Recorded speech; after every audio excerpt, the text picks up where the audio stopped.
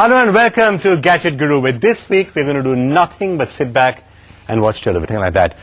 Okay, Rajiv, let's move on to our gaming section. And this is something that is a game being called a game changer, quite literally, the ATI Ifinity. Yeah, I think, every few days, every few months, that's a good, interesting way of marketing things. But this one is very different.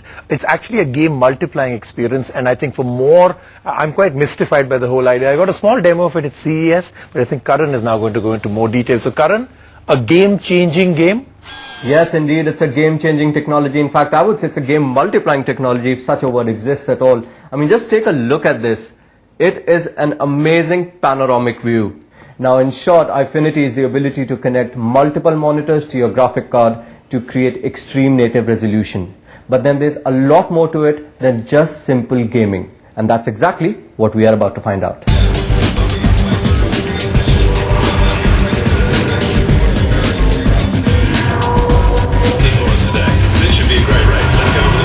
While multi-display gaming is nothing new for gaming enthusiasts around the world, it was still something not easily attained until AMD changed it all with its Ifinity technology.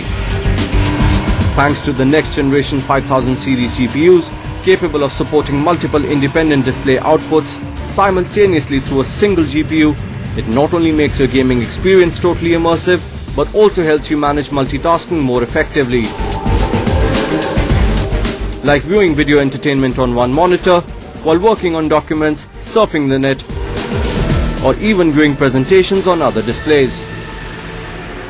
Now this is the engine behind all that horsepower that was fueling these three monitors. Now this is ATI Radeon 5770, part of the legendary ATI 5000 HT series. Now what's that? Well, here's a lowdown. Easily the most technologically advanced and feature-rich GPUs AMD has ever created, the Radeon 5000 series stand up for their compliance with next-generation DirectX 11 graphics, ATI Ifinity technology, and ATI streaming, which helps in much faster downloading speeds vis-a-vis any other normal CPU. And now, thanks to thousands of mails that we've been getting since last few months, we are on with our focus on PC gaming. And I think it's really appropriate that this week's blockbuster is also reviewed on PC format. So here's one of the first few games released this year on PC format, BioShock Part 2. But Karan, it's good that PC games are back and everything, but sequels seem to be something that every company is coming out with. In fact, I think you're now on to BioShock 2. Well, yes, Rajiv, that is in fact right. A lot of publishers are in fact banking on the success of the game's original version. But I think as long as the sequel can live up to the standards set by its predecessor, it should be fine. So let's see if this one is able to do that. So here's BioShock Part 2. It's a sequel to the critically acclaimed 2007 video game BioShock. BioShock 2 is a first-person shooter game set in fictional dystopian city of Rapture, with the game's events taking place 8 years after its earlier version. You see, this is why I must fight Sophia Lamb.